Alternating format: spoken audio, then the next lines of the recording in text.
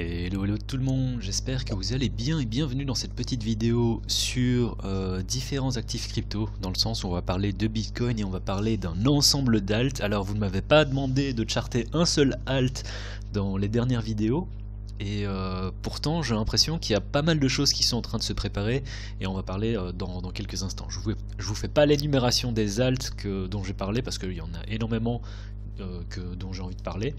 Et donc on va regarder ça vite fait. Alors la première chose, c'est bien sûr, on va regarder BTC, comment est-ce que ça se passe. En hebdo, honnêtement, il n'y a pas grand chose à dire, c'est toujours très très beau à voir, rien de bearish.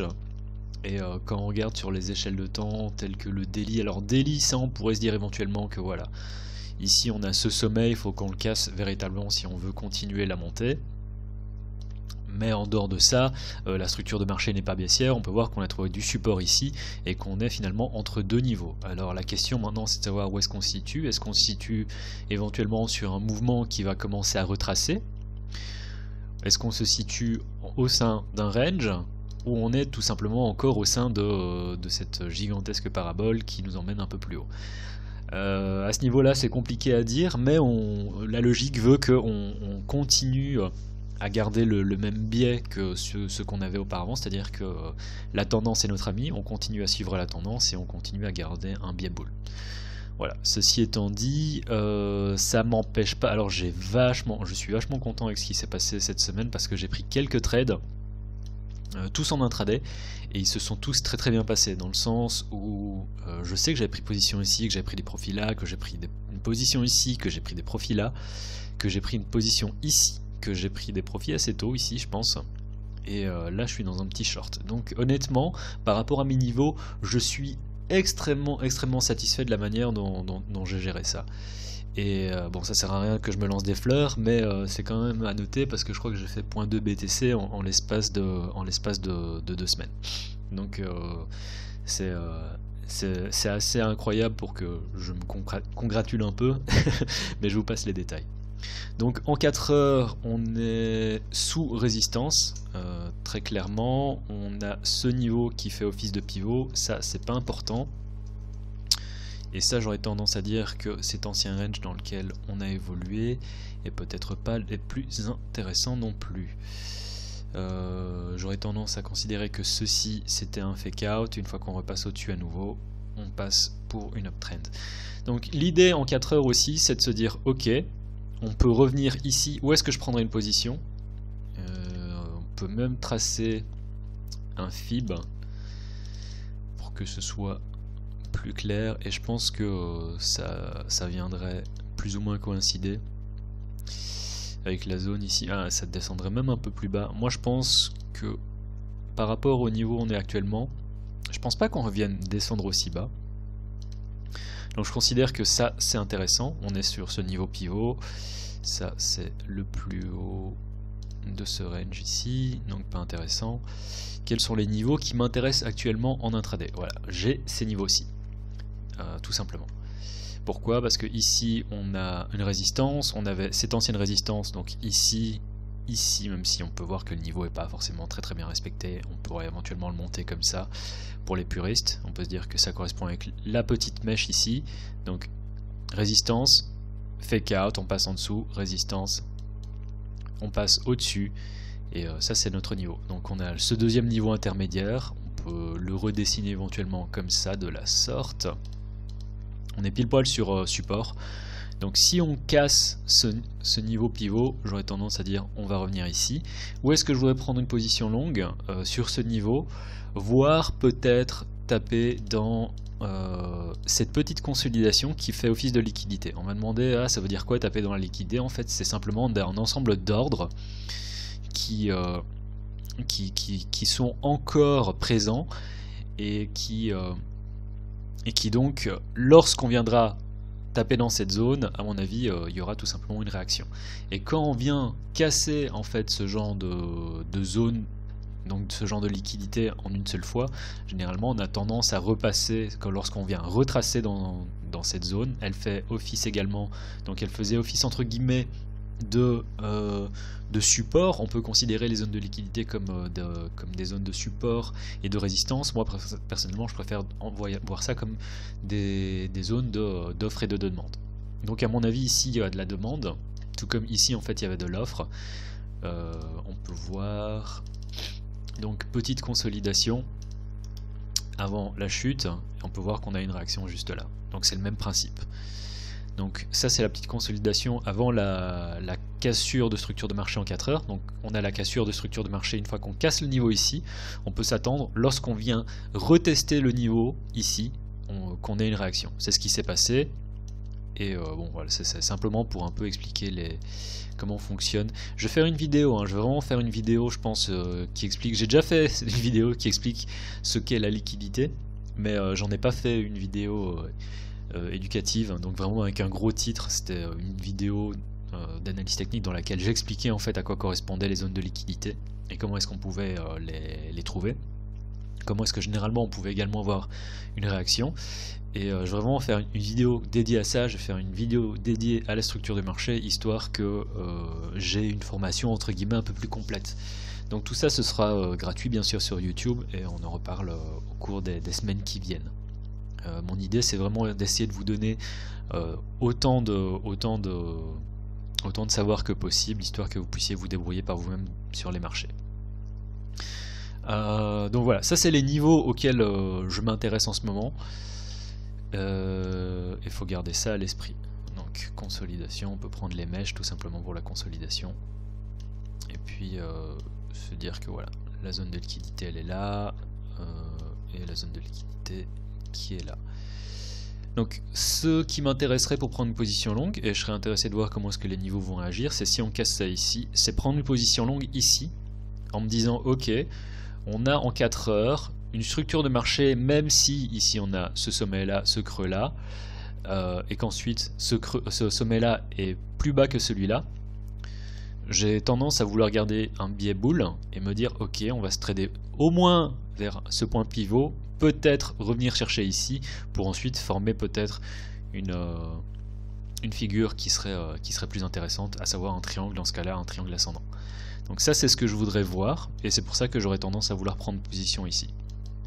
Pourquoi? Parce que c'est liquidité, on est aussi sur ce niveau qui a fait office de résistance, qui doit faire office de support actuellement, donc c'est là où je prendrai une position longue. En dehors de ça, l'idée c'est quoi? C'est que on avait ce high là, donc ce sommet ici, qu'on a cassé, et l'idée c'est encore et toujours de respecter une structure de marché haussière, dans le sens où on avait un sommet, un creux, un sommet, un creux qui est plus haut que celui-ci, on casse le sommet, donc on repasse sur une stratégie d'achat. Sauf ici où est-ce qu'on était vraiment trop dans la liquidité pour que je laisse passer un short. Du coup, il y a plusieurs manières de trader ça. Soit on se dit ok, une fois qu'on vient taper directement, qu'on vient faire un retest de ce sommet, je prends une position. Moi j'aurais tendance à préférer attendre des niveaux plus bas pour deux raisons. La première c'est qu'on peut voir par rapport au FIB, et voilà. Alors ça, on va effacer tous les autres niveaux qui nous intéressent pas pour le moment.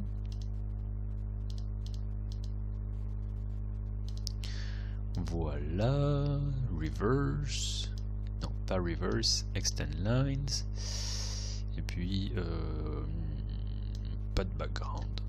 Voilà. Donc l'idée c'est quoi? C'est de se dire que on prend une position éventuellement au 618, mais le 618 me paraît assez bas. Ce qui pourrait se passer éventuellement, c'est qu'on fasse une cassure comme ça, et ensuite qu'on réintègre cette espèce de range, si on voit ça comme un range.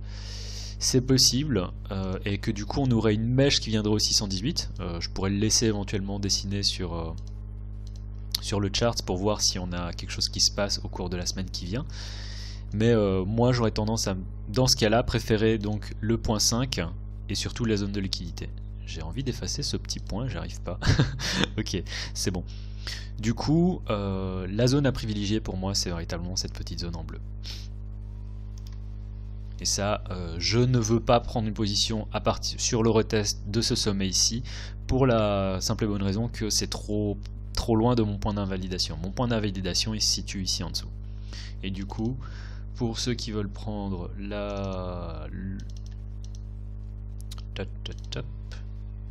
qui veulent prendre la position longue, c'est de se dire ok, on a un truc comme ça et de viser ça ici au-dessus. Et aussi on peut voir, on peut se dire que quoi, ici ça fait un reward de 1.49.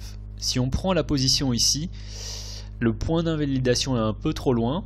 Alors on peut se dire ok, on va mettre le point d'invalidation là, mais moi j'ai tendance à me dire, et ça c'est simplement par expérience des marchés, de se dire qu'on va venir descendre dans cette zone, voire carrément ici.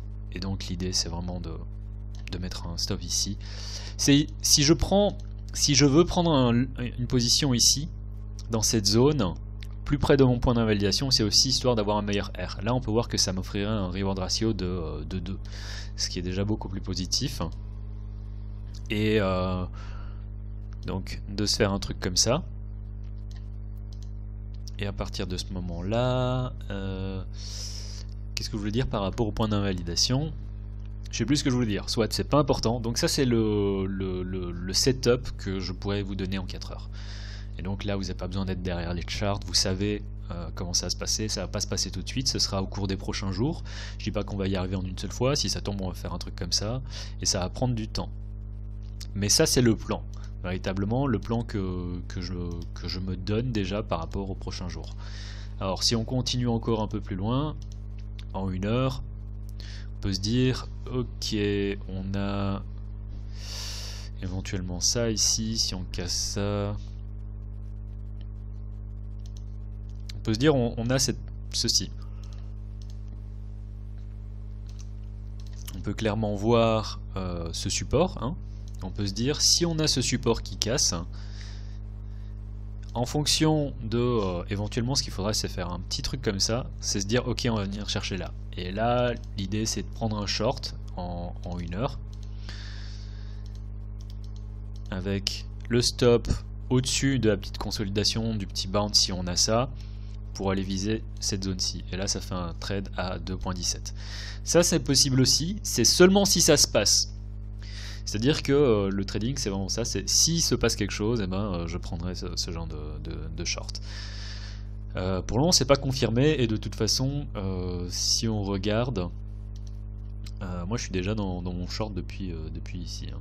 Donc et vous regardez, enfin je suis dans un short, mais je suis pas non plus avec bon, l'effet de levier, on peut pas le décider sur Prime. C'est du j'ai oublié c'était quoi le nom, c'est pas important. Mais je suis avec une mini position, vous voyez, je suis avec juste 0.1 BTC, alors que je suis en effet de levier. Et l'idée c'est pas de faire le fou, c'est simplement de se dire, et là il y avait une opportunité hein, de prendre position, je veux dire on est tapé 1 fois, 2 fois, 3 fois, 4 fois, 5 fois, 6 fois. Si on sait un peu ce qu'on fait en trading, on sait où se situe le point d'invalidation. Là j'ai déjà remonté le stop, parce que je me dis ok il faut pas prendre... Mais avant le stop il était tout simplement ici.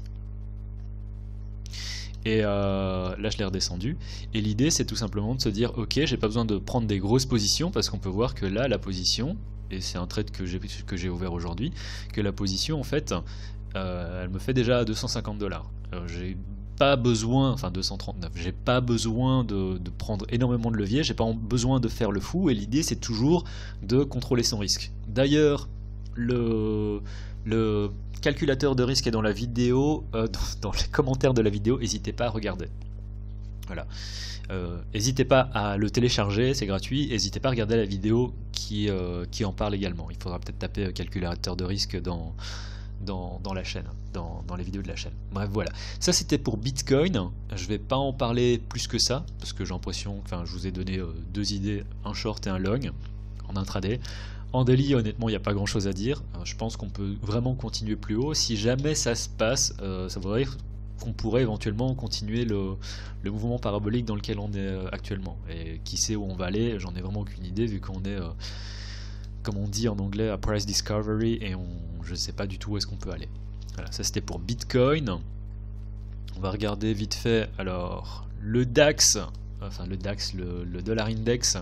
Si on passe ici au-dessus, Je vais en parler parce que le dollar index c'est quelque chose d'assez important en ce moment. C'est à partir du moment où le dollar index commence à prendre de la valeur, en fait tout ce qui commence à se trader en fait contre le dollar a tendance à un peu chuter. Et ça pourrait se passer sur BTC. Par contre, ce qui est intéressant, c'est que y a vraiment un ensemble d'alt qui se traitent contre le Bitcoin qui ont des configurations qui sont intéressantes. Donc si vous êtes du Bitcoin, un stack en Bitcoin et que vous voulez essayer de le faire grossir, sur Binance notamment, vous pouvez éventuellement essayer de trader les alts. Donc le dollar index, faisons attention, on aura peut-être un bounce, je pense pas qu'on vienne vraiment faire un gros bounce, mais on sait jamais. Mais ce petit bounce pourrait quand même venir contrebalancer ce qui se passe sur Bitcoin. Donc voilà, ça c'est fait. Ethereum contre Bitcoin, toujours entre deux niveaux, j'en ai parlé la semaine passée, mais j'aurais tendance à dire que c'est pas forcément négatif ce qui se passe. Dans le sens où une fois qu'on repasse ici au-dessus, qui sait où Ethereum pourrait passer. Là on est entre deux niveaux, donc je ne touche pas à ça. Éventuellement, j'ai même pas envie de shorter ça, parce que ce serait un peu suicidaire dans ma tête. Si jamais on a un truc, j'en parle depuis tellement longtemps, de cette épaule inversé en hebdomadaire, et à partir de ce moment-là, la target c'est ça ici. Donc toujours garder ça à l'esprit. Ethereum contre Bitcoin, j'aurais tendance à me dire que ouais, ça peut être bien. Et si on a ce genre de truc, on va poser la question dans les commentaires. Est-ce que tu penses qu'il va y avoir une alt season? J'en sais rien du tout. Mais si on a ce genre d'action, c'est-à-dire qu'on commence déjà à casser au-dessus de ce niveau, alors il faut voir ça en hebdo, je pense qu'on pourrait avoir un chouette run sur les alts, peut-être pas une alt season, mais au moins un chouette bounce, et vu ce qui se passe en ce moment sur un ensemble d'alts, j'aurais tendance à dire que c'est pas impossible qu'on ait un bounce intéressant. Quand je parle de bounce intéressant, c'est des bounces de l'ordre de 20-30% sur un ensemble d'alts. Alors ça peut paraître comme pas grand-chose, mais honnêtement c'est quand même, c'est pas négligeable. Donc faut garder ça à l'esprit. Donc Ethereum contre Bitcoin entre deux niveaux, mais si on casse au-dessus, je me dis qu'on va vraiment avoir quelque chose d'intéressant. D'ailleurs ce niveau, on peut regarder, il nous remet déjà ici, quoi. Donc ça c'était l'espèce d'énorme chose étrange, on peut dire, épaule, tête, épaule, très très bizarre. Ensuite on a la cassure, on a une consolidation très très longue, puis on a la chute. Une fois qu'on repasse ici au-dessus, on récupère le niveau et pour moi on est parti.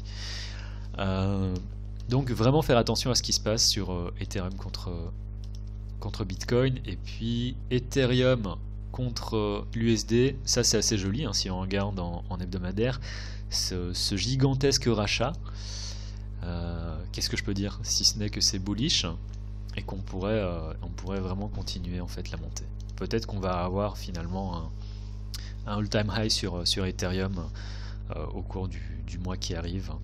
Je ne sais pas. Pour le moment, si on regarde vraiment ça d'un point de vue chartiste, c'est quoi? C'est ok, on avait, voilà, vraiment c'est ça, hein, c'est résistance, pouf.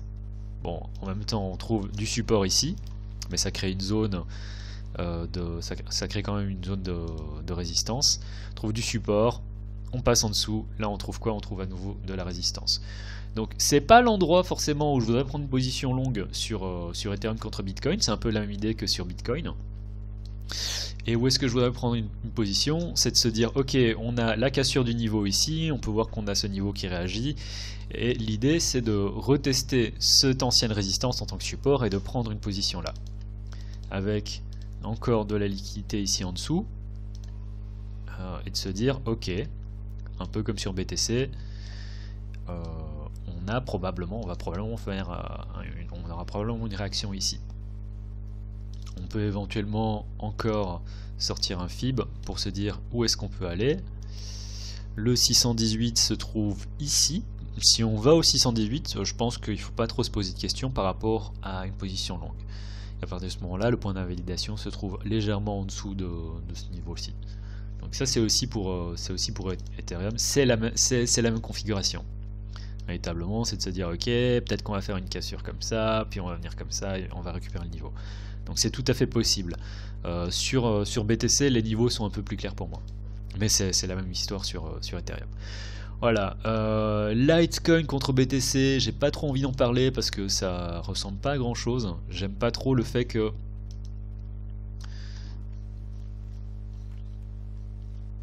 bon, on est sur le dernier support en mensuel avant que ça commence à être vraiment dangereux sur Litecoin. Donc c'est un peu idiot d'être bearish ici, parce que finalement on est sur support. La question c'est combien de temps on va éventuellement rester ici, et est-ce qu'on va éventuellement casser ce support. Donc c'est pour ça que je suis pas super fan. Mais être bear ici, c'est un peu idiot. Ce que j'aime moins, c'est... Donc on a... on peut voir ça ici, voilà. On va prendre ce niveau-là. Qu'est-ce qu'on a ici? C'est résistance, résistance, support, support. On fait une espèce de chop immonde pendant plus d'un mois. Qu'est-ce qui se passe? On perd le support. Ce qui serait bullish, et à partir de ce moment-là on reparle, si on récupère le niveau. Et là ça pourrait peut-être éventuellement être bien, et peut-être qu'on pourrait récupérer, on pourrait faire un joli bounce encore sur Litecoin. On n'en est pas encore là, mais c'est une idée. D'ailleurs, cette idée de bounce, on la retrouve sur vraiment plein de paires. Alors je vais pas parler de ça, je vais pas parler de ça. Je peux parler de Cardano en fait. Peut-être. Ouais, Cardano, c'est encore la même histoire que ce qu'il y a sur Ethereum contre Bitcoin, c'est de se dire qu'on est potentiellement dans la formation de cette gigantesque épaule tête épaule inversée, et que après ça joue en mensuel. En hebdo. On m'a posé aussi la question, est-ce qu'il y a des trucs, est-ce que tu voudrais pas parler des alts à posséder en portefeuille pour 2021? Alors ça, je crois que ça pourrait faire toute une vidéo, mais si on regarde vraiment d'un point de vue juste technique et même fondamental, on peut se dire que ouais, Cardano, ça pourrait éventuellement le faire au cours de l'année 2021. Donc voilà. Ceci étant fait, j'ai envie de parler vite fait de...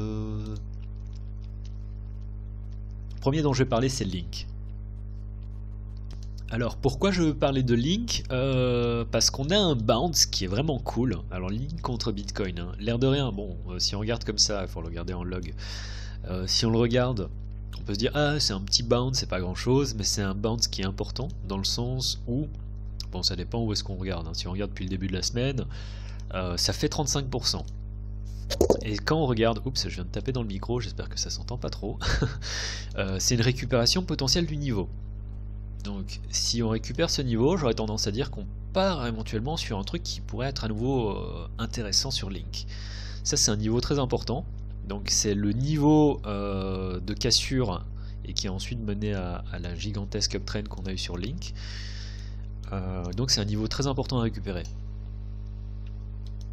Après en attendant, je ne sais pas comment est-ce que la semaine va se finir, mais il n'est pas impossible que d'ici 2 jours et 10 heures, en fait on reperde ce niveau et que ce soit tout simplement un retest bear. Donc faire vraiment faire attention par rapport à ça. Je ne prendrai pas une position là, mais ce qui m'intéresse c'est de montrer la configuration qu'il y a eu sur Link, dans le sens où voilà, on a une petite consolidation.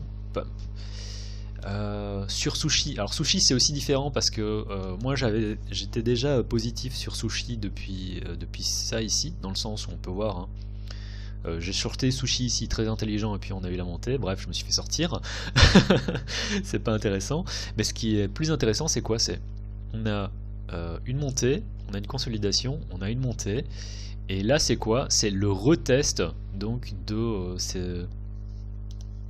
cet ancien sommet en tant que résistance. Et ensuite on a continuation de l'uptrend, et on pourrait se dire en fait que sur Sushi on peut éventuellement continuer comme ça, venir retester ici, continuer comme ça, etc. Là on a ce qu'on appelle une tendance haussière, donc je suis intéressé aussi par Sushi si jamais on vient retasser ici pour ajouter à ma position. Voilà. Uni c'est la même chose, dans le sens où on a... Alors Uni, pour moi, la manière dont je vois ça, c'est que ici on a une longue consolidation, donc qui va de novembre à décembre, donc ça fait pas si long que ça, mais ça fait 45 jours. On a une extraction, donc ici on a le fake out, on a différents, on peut voir que vraiment on essaye, on n'y arrive pas, on essaye, on n'y arrive pas, on essaye, on n'y arrive pas. On a un fake out ici, on a un fake out ici, on a un deuxième fake out ici. On s'extrait de cette consolidation et là on a le mouvement haussier qui est en train de s'enclencher. Et je pense que sur Uni on pourrait véritablement continuer à monter. Alors là je viens de vous parler de Uni contre USD, je suis désolé, je mélange un peu tout.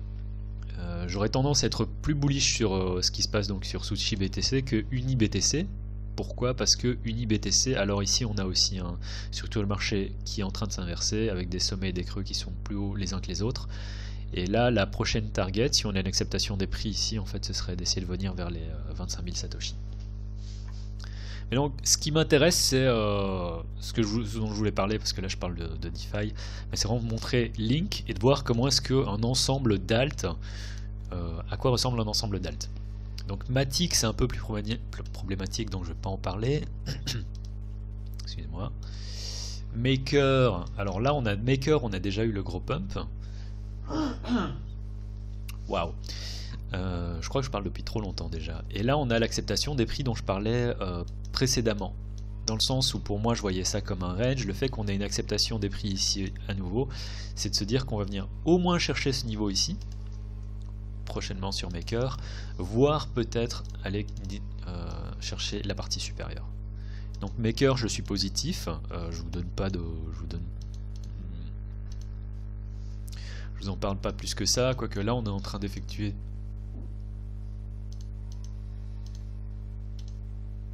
éventuellement une petite figure de compression qui pourrait être intéressante.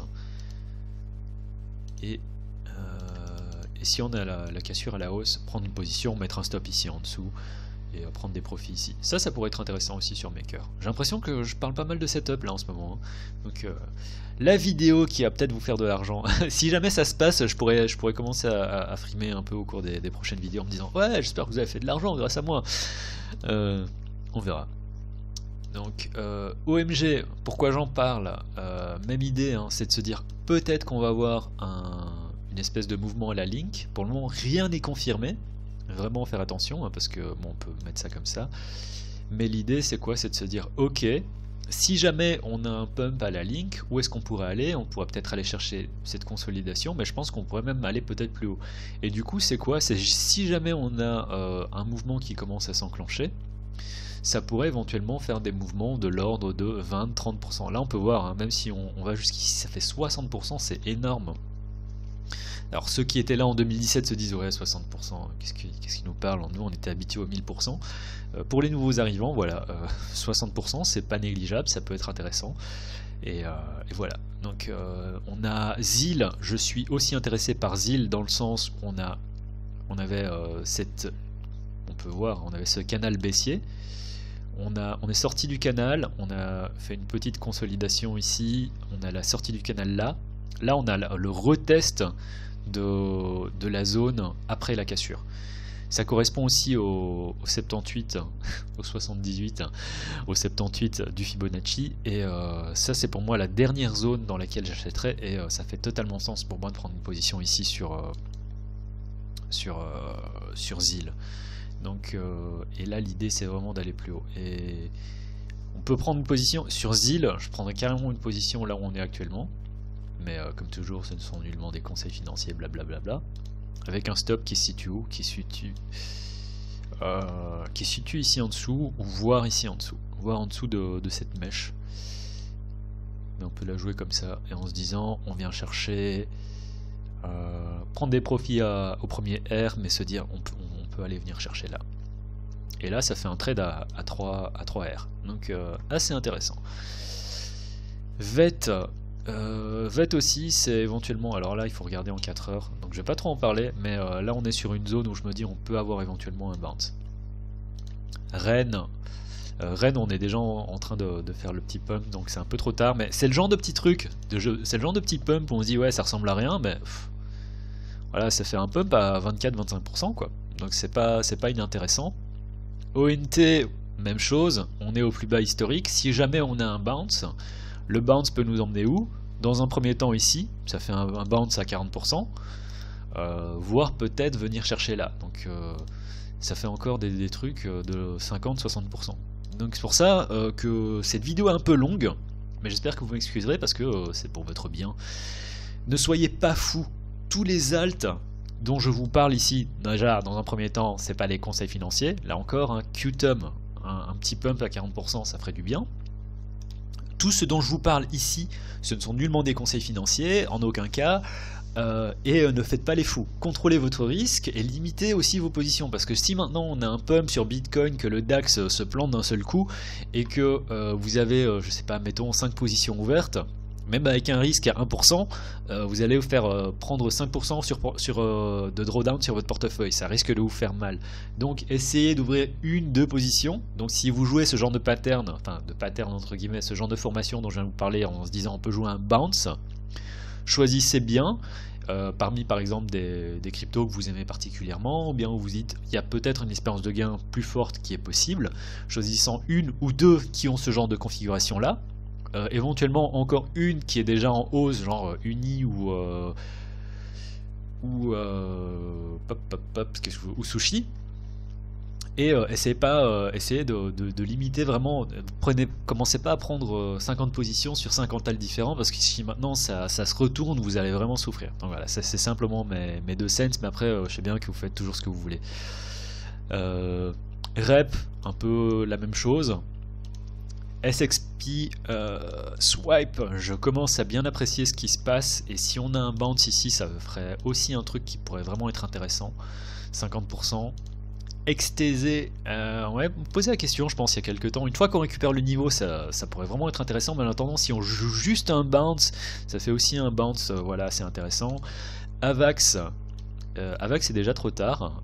On m'a posé la question, je sais plus quand, et là je suis assez content de ce qui s'est passé, parce que c'est un peu ce dont j'avais parlé, je sais pas ce que j'avais dit dans la vidéo, mais ça ressemble un peu à ce que j'ai dessiné, donc je suis assez content de voir que je suis pas non plus totalement idiot. Neo, alors on a déjà eu un pump, donc là c'est un peu plus compliqué, mais on pourrait éventuellement continuer encore à aller chercher ce niveau, ici, on peut voir, et on pourrait encore faire un truc comme ça. Allez, je vais y arriver. Et dans le même ordre d'idée, voilà, ça fait encore 25%. GRT, on m'avait posé la question de savoir ce que j'en pensais. On est sorti de la downtrend, là on est davantage dans une petite consolidation, dans un range. Mais une fois qu'on passe ici au-dessus, on peut venir chercher ça aussi. Là je suis en daily. Et l'idée c'est quoi? L'idée c'est encore et toujours de jouer le bounce qui ferait peut-être potentiellement 40%. Donc voilà, ça c'est un ensemble de choses que j'ai regardé, et ça c'était juste en screenant vite fait. Donc en fonction de vos préférences, n'hésitez pas à regarder un peu, n'hésitez pas à... Comment est-ce que ça se passe ici sur BTC? Ouais, donc n'hésitez pas à regarder un peu parmi les alts que vous aimez bien. Voilà, c'était tout pour la vidéo d'aujourd'hui. Alors c'était une longue vidéo, j'espère que vous avez regardé avec moi, mais vraiment je pense que c'est une vidéo qui est très très importante. Donc voilà, parce que je pense qu'il y a des opportunités qui sont à faire en ce moment. Alors là, j'ai parlé pas mal de paires contre BTC, tout simplement l'idée c'est quoi? C'est qu'à mon avis les paires USD vont probablement faire un peu du surplace, voire un peu perdre de valeur, mais qu'une fois qu'on aura un bounce intéressant, elles vont prendre beaucoup de valeur, et que contre BTC, en fait, elles vont également prendre de la valeur. Donc pour le moment, je pense que les paires contre les paires USD, c'est pas forcément là où est-ce qu'il faut acheter. Je pense qu'il faut attendre éventuellement qu'on revienne un peu plus bas, pour ensuite essayer de se dire ok, on va ensuite avoir un bounce sur les paires contre BTC, et la paire contre USD va en profiter à partir de ce moment là. Pour le moment je suis davantage dans l'idée de regarder les paires contre BTC, et je pense que dans la semaine qui vient, voire les 2 semaines qui viennent, on va voir des choses intéressantes sur Litecoin, enfin sur les paires contre l'USD. Voilà, c'était tout pour la vidéo de cette semaine de vendredi. On se retrouve dans la vidéo de lundi en vous souhaitant un excellent week-end, en espérant que vous fassiez plein d'argent. C'était le cryptographe, tchuss.